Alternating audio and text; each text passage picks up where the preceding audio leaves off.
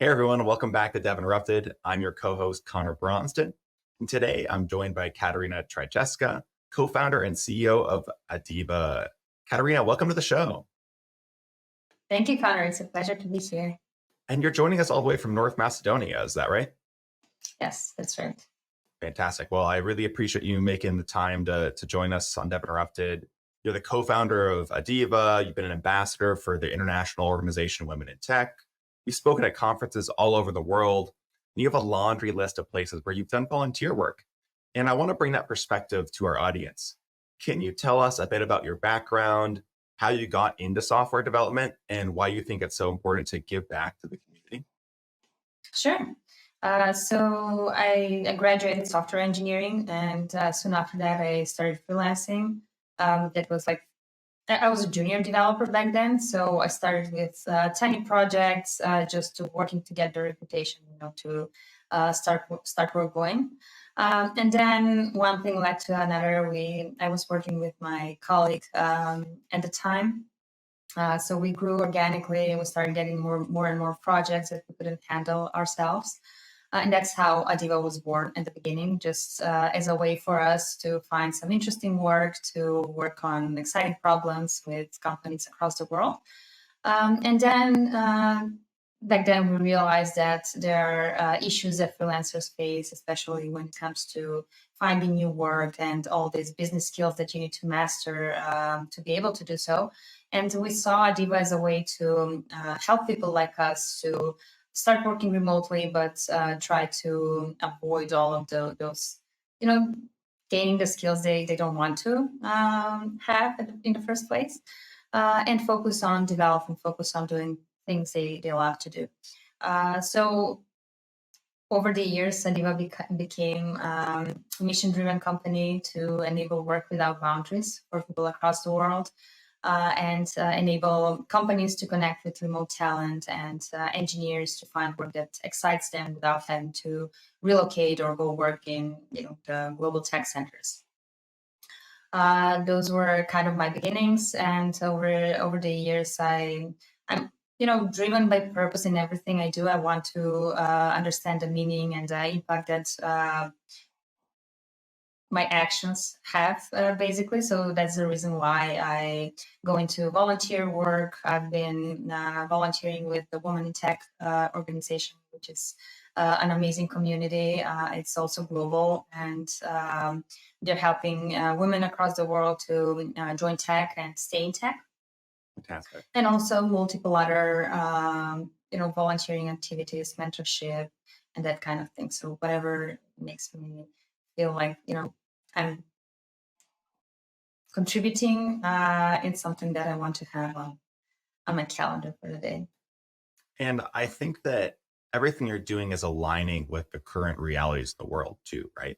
So Adeva was started to really help people access tech jobs from, whether it's North Macedonia or San Francisco. You want people to have that same level of access, which is, both good for engineers and also good for companies themselves having access to more talent.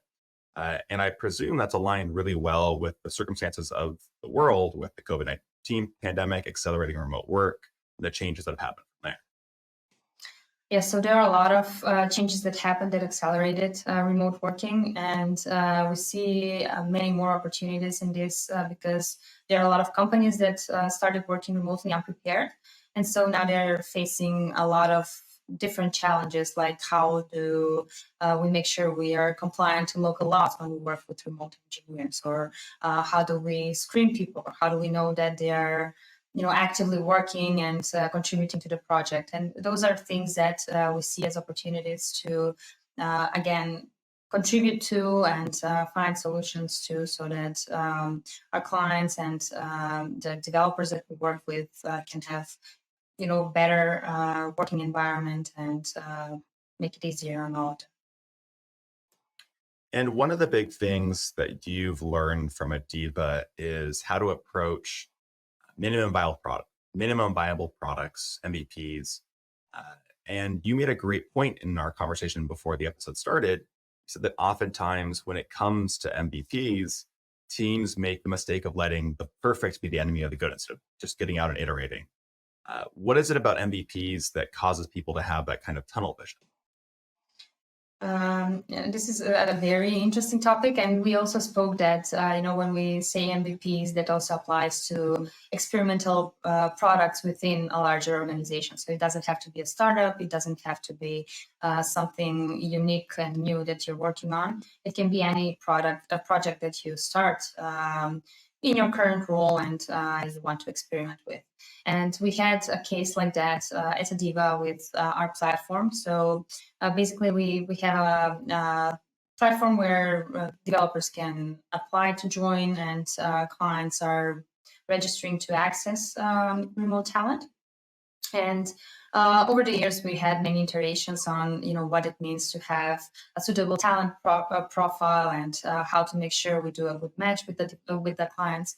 And at one point, we wanted to integrate GitHub so that we can pull all of the developer history from there and see, what are the things that they've done in the past, how that would add up to their overall score on our platform, and make sure that they're a suitable candidate for what our clients are requesting.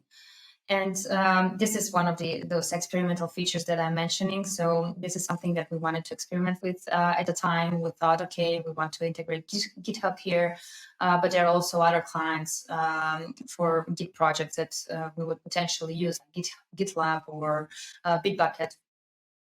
And so when we were working on this, we decided, okay, we want to have scalable infrastructure. We now want to use GitHub only, but what if at any point in the future we want to add something new? We should be able to do it with the click of a button. And that's how we started.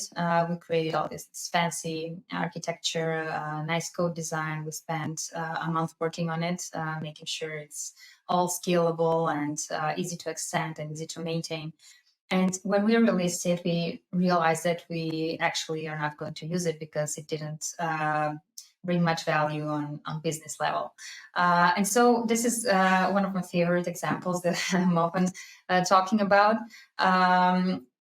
We realized that we actually spent time that we could dedicate to something else, and that we could dedicate to creating more value for our users and for our team, basically, to be able to work much more easily on the platform.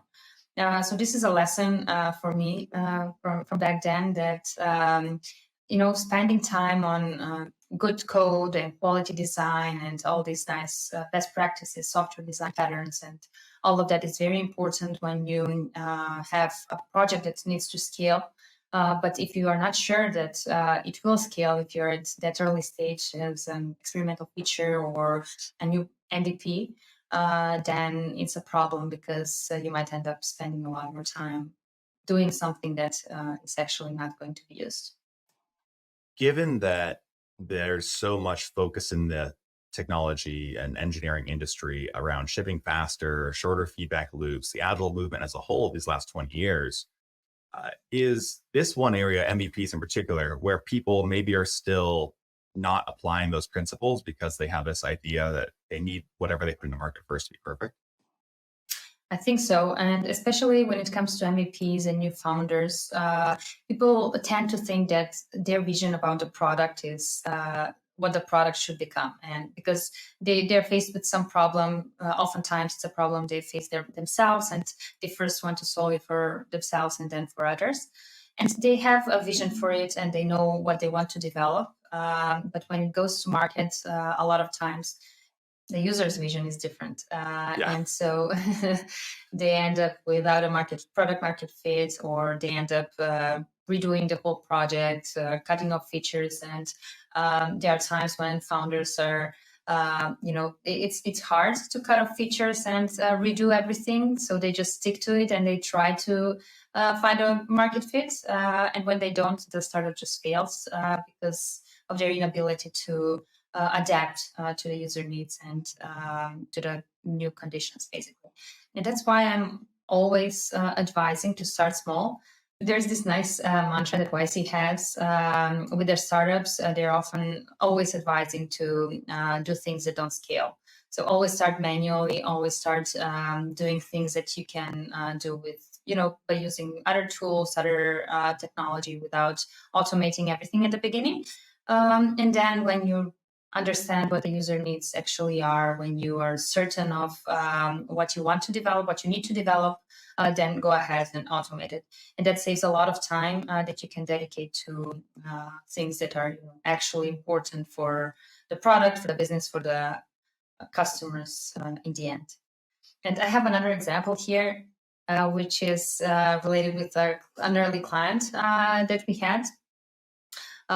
They were working on an MVP, and we were pretty junior back then, so we didn't know what to advise, and we were just going with the flow. Whatever they requested, we were developing it, and we ended up working on the MVP for 2 years. Right when we That's were a long time. a long time, and right when we were expecting for it to go live, the founder realized that the design is not as good. So we started a full redesign of the project, and that was the second year, basically. Oh no. And so you can imagine when the project went live, when it went launched, there weren't enough users, and the founder, I guess, didn't have any more energy to dedicate to it because we've dedicated all the energy we had on the development process, and so the project just failed. To me, it really drives home the story you're talking about with 2 years spent trying to iterate on this MVP instead of shipping an initial product, getting it out in market, and seeing how people respond, which it sounds like is what you're advocating. Yes, exactly. What effect does this have on a company where you spend all this time, you fly blind without user feedback? Well, a lot of times, like 2 years in this example, a lot of other companies might get into the same market and gain the trust of your users. So that is, I guess, the biggest issue that a business could face in this scenario. But also, even if you stick to it and you find your market fit at one point, it's still time wasted and time and resources that can be dedicated to something else. So I think that's the main thing, like seeing time as your most valuable asset and trying to put it in the place that would give the best return, I would think. Yeah, that makes total sense. Are you seeing this kind of issue in experimental features as well as just MVPs? Yes, it's the same. It was the same for us. So you could see it as a separate project, or you could see it as time that you can dedicate to other features, existing features in the product, which can benefit your customers more. So I'm always advocating for keeping in mind the context and how you can spend your time most wisely, because there is this, like, on dev side, if you, for example, if you know that the feature you're working on will be there for a longer period of time, and then other developers will continue working on it, it will stick with the team, it makes a lot of sense to spend more time at the beginning to design the code well, to make sure it's scalable, it's easy to extend, to maintain, people can read the code easily. So those are things that developers want to spend time on if they're allowed, if there's no rush with deliveries and everything. Um, but on the other hand, if you do that on a feature that is probably it's an experimental feature, or you're not certain that it will stay on the project, then you're wasting time that you could have spent doing things that bring more value to the business and to the customer. So that's the thing that we should always keep in mind, and the context in which we're working, because there's always a trade-off, and it's important to understand whether that trade-off is worth it, and how you're going to invest your time in the best possible way.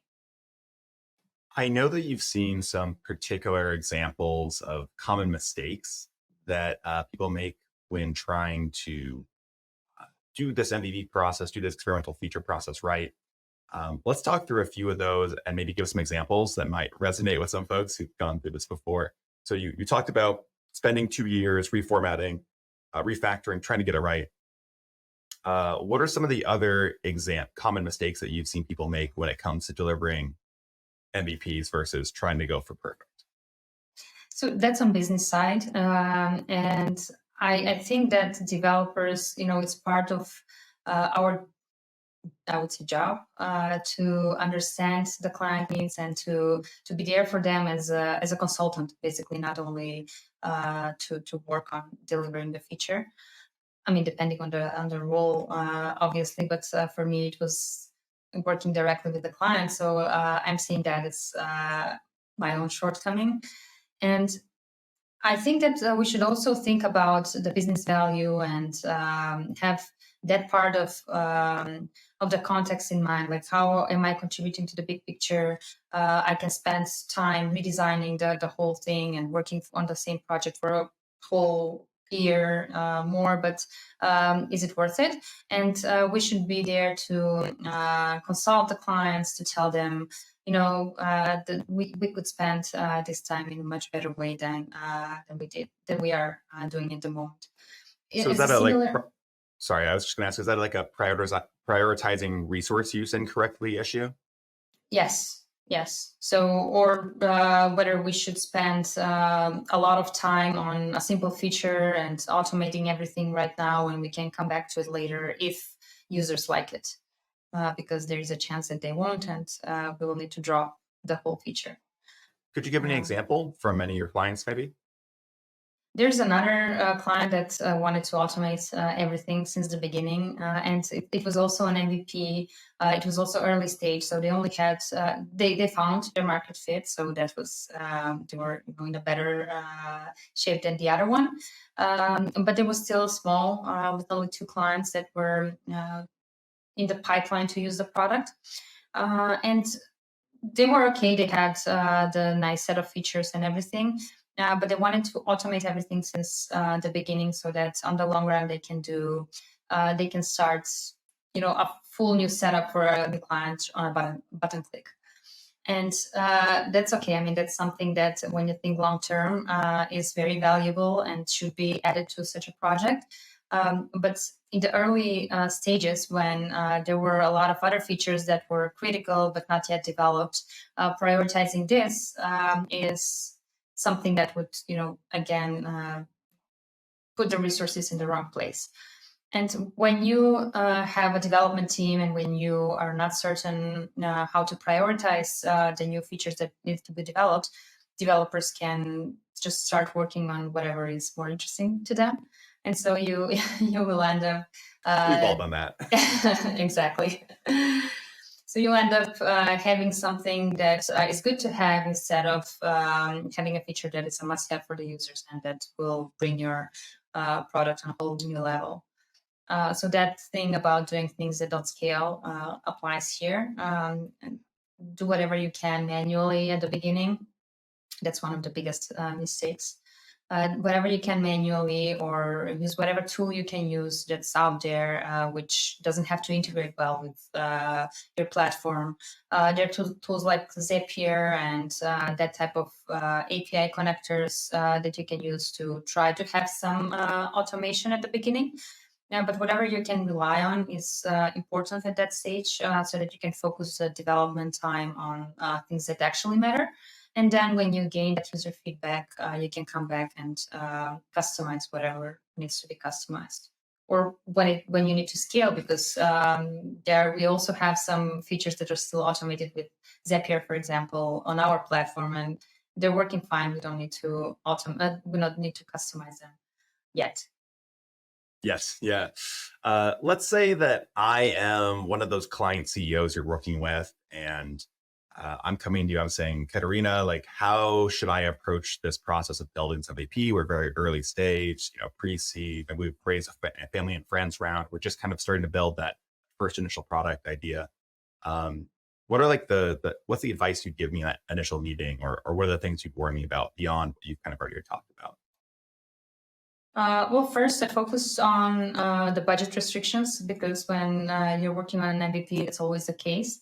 And if you can't convince the client to drop some features, then you can always talk about budget and savings, because the prioritization of the features that need to be developed is directly connected to whatever costs the business will have at this phase, and advise them that it's better to invest that initial budget they have into attracting customers or trying to find their market fit instead of working on features that are possibly not necessary for their users. And then to think about the critical path, the features that are absolutely a must for the product, and work on those. To launch those as an MVP to gather an initial set of users. That's a marketing thing, but the founder needs to be aware of it. And gather feedback. So gather feedback from everyone, understand how they're using the software.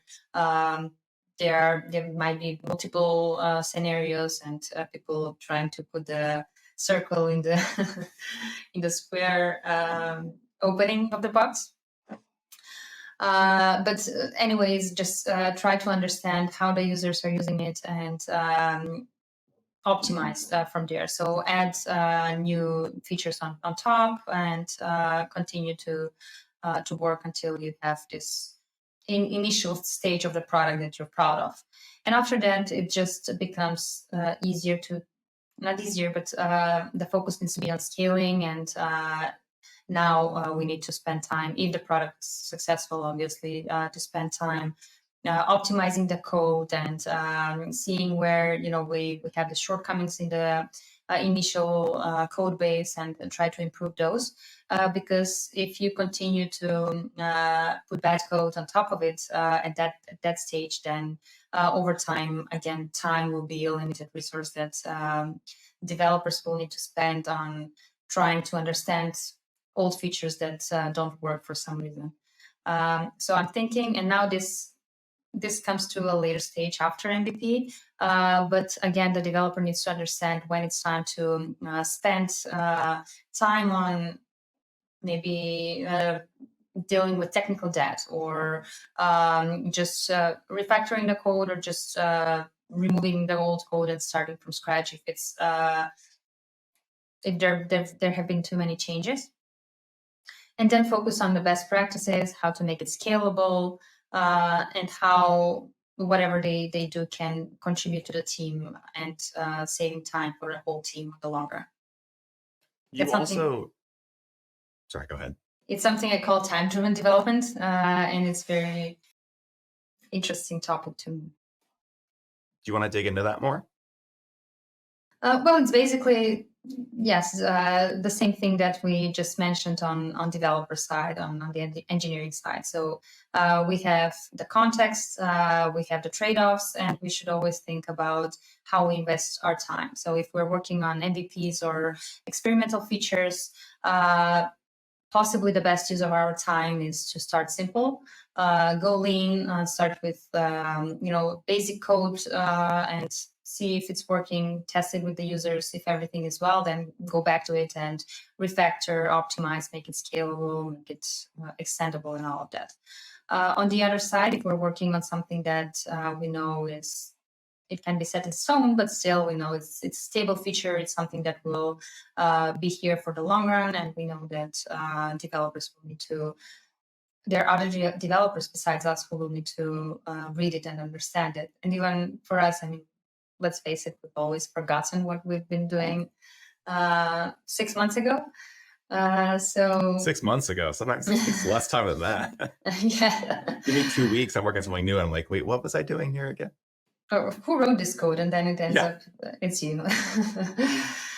So yeah, the focus there should be on how can we make this code better and easier to read, easier to extend, like using solid design principles, which are known to most of the developers, or using design patterns that can help us to organize our code and make it easier to scale in the long run. And these are things that we should focus on and are very important after the MVP phase. I'm going to keep drilling down here because I think you have such an interesting perspective on this, right? Like, you are both a CEO and you're a coach in a lot of ways. And you've also been an individual developer. Given that you are leading your own company at Adeva, though, let's say that you're working instead of with a client CEO. Let's say it's an internal developer on your team, you're building a new product. How does your advice to them about how to build that MVP differ from what you're telling a CEO of an external company? I think it's pretty similar. So I would just focus on the development side more than the business side. But it's again what we just mentioned about time driven. So think about the trade off that you're making.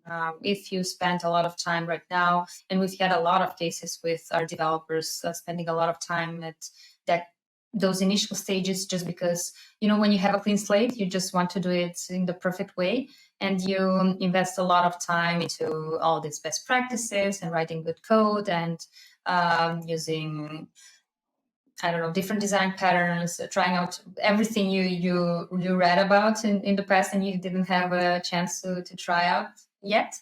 And so it's first the code can become too complex for the purpose it has, and then it can be hard to change if there is something the user disagrees with.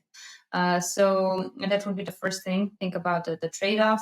Don't spend too much time on this, which can be spent on building features that users would actually use.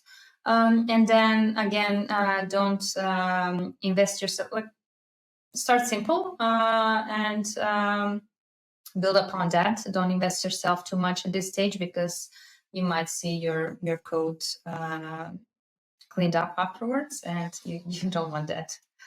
And then coach them to be there for the customer, their direct point of contact for them, and help them prioritize and help them understand that automation is good, but not at this moment. And one thing that for developers it's hard is to speak up and to tell a client that something shouldn't be done or it shouldn't be done in this way, because they are in this position where they feel like, okay, I should do whatever the client requests. And I think we should get out of this mindset and be their consultants instead of just coders, right? And understand the bigger picture and try to help them to prioritize and to invest their time resources most wisely. This is all great advice. Yet at the same time, I think there are a lot of folks who are listening to this who will say, well, my company is different. My team is different. These are best practices, but they don't necessarily apply to everyone. Could you give us an example of a best practice that might make sense for one startup, but not another? Well, best practices when it comes to development, I would say it's not the difference between one startup and another, but between the stages of a company or the stages of a feature and a product. So it's basically the same thing that we've been talking about before, focusing on the best practices at the initial stage. Best practices at the initial stage are not always best. So whatever is defined as a good practice to follow as a developer at this initial stages might be the worst practice to choose, because the idea is to go simple and to deliver faster. On the other hand, if you need to work on something that's more robust and scalable and longer term feature, then going simple and spending less time now will cost you much more time down the road, because everyone else will need to spend a lot more time to understand it and debug it and extend it later on. So that would be the difference, I would say, in a larger company setting or on a product that is evolving and that is stable. Solid design principles, design patterns, but scalable development like that, TDD. Those are things that make sense. But on the other side, with MVPs and smaller startups, when you need to just work on something, deliver it fast, I would say the KISS, keep it simple, stupid principle would make most sense. I think that is a good principle to run with. And one of the things I've kind of heard you say is that these best practices, they come from dogma, right? So the idea that every team must do things a certain way. You have a funny quote about this that relates to your TDD example, but if you say I'm not using TDD, I don't think it makes sense for my project, you'll get lynched on Twitter. Uh, and Yes. I think that's something that concerns you about the industry and our approach, correct? Yes, exactly. So people are very opinionated, and we have you know, two sides, which are very, I would say, polarized. It makes sense. So on one side, we have people who are dogmatic about all of these best practices, and you need to use them at any time. TDD is applicable to anything, and you can't convince me otherwise. And on the other side, we have people who are always about simplicity. So there was this quote, remote okay, I think it was the site. It's for, most people probably know it. It's for allowing people to find remote related accommodation and to check different locations. I think it was something like that. So remote community, basically helping people to work from anywhere. And it's very successful among digital nomads. But it's very simple. So it's a single index PHP file. Doesn't have anything from any of those best practices. And the founder was bragging on Twitter how the system has like $2,000 revenue a day, and it's a simple index PHP file. So his side of the equation was like, okay, why do you focus on best practices when you can just have this one file, dump anything in it, work with it for years, and get a lot of revenue? And that's fine. It works in his scenario, but it's still dogmatic on the other side. So I think we're missing this right balance because Twitter people are so opinionated, and they're always trying to start an argument about how their view of the thing is better. And we're missing this balance. We're missing the context, the trade-offs, and everything we've been talking about today. People don't focus on it enough, and then we just end up with a lot of best practices used in the wrong way, or wasted time on something that could be done differently. Do you have any advice for folks on how to avoid falling into these perspective traps where they just think they need to use this one size fits all perspective? How do you avoid that kind of mental model trap? So I think like always thinking about the big picture, how what I'm doing will contribute to the whole project, to the whole team, whether if I spend more time now, it will benefit the rest of the team and me in the long run or not. And based on that, understand how should I invest my time, and whether I should, focus on the best practices that we've been talking about.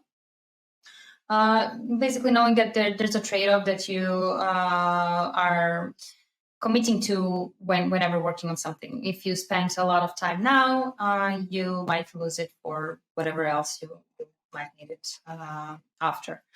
And also try to understand the vision of the project, the vision of the features you're working on, and think about that first, and after use all of these best practices as a tool to help you achieve that, instead of trying to achieve the best practice. I think that's the best way to put it.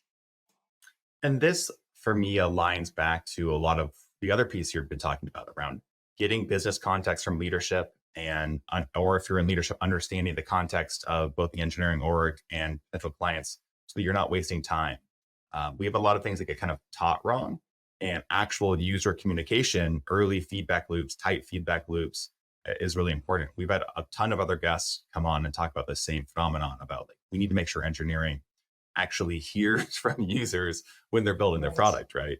So I think there's a common sentiment among all the best leaders like yourselves. Crispy, who came on the pod a couple months ago, talked about having engineering ride-alongs, all these different concepts clearly align with like, we need more feedback from users so we can help build a better product. And I really appreciate you coming on the podcast and talking about it. It's been a great conversation. Before we go, I want to make sure that anyone who's interested knows where to find you and Adeva. what's the best place to learn more about you, Katerina, or So you can check out adevait.com to see what we do. If you're looking for a remote opportunity or if you're looking to hire remotely, I think you should definitely check it out. I am on Twitter and on LinkedIn. You can look me up by my full name. It's easy to find there. Fantastic. Any last thoughts or takeaways for the audience? A last reminder or tip? I think you summed it up pretty well. I would just emphasize this last thing I said once again. So, whatever you're using as a best practice is only a tool to achieve a bigger vision. So, continue to think about it like that, and I think you wouldn't fall into any of the traps that we were talking about today. Well said. I really appreciate you coming on the show. It's been a fascinating conversation. And I appreciate you coming back too. We actually had to re-record this because we had some audio issues of the first round. So it's been really fun to kind of dive even deeper and get to kind of fine tune our episode. So thank you so much. I also want to say thank you to the more than 3,000 of you. I'm so sorry, more than 5,000 of you who are now subscribed to our weekly interruption newsletter. We're bringing you articles from the community, inside information on weekly podcasts like this one, and the first look at Interact 3 on October 25th. If you haven't been to Interact already, I really recommend it. It's a ton of fun. You've probably heard an ad from me in this episode about it. It's free. It's all online. You can register today. We'll have links to this, Katerina, and everything else we've talked about in the description below. And we'll see you next week. Thank you, Connor, again for inviting me. It was a great pleasure and a very pleasant chat. Always love talking to you. Thanks for coming on. Thank you.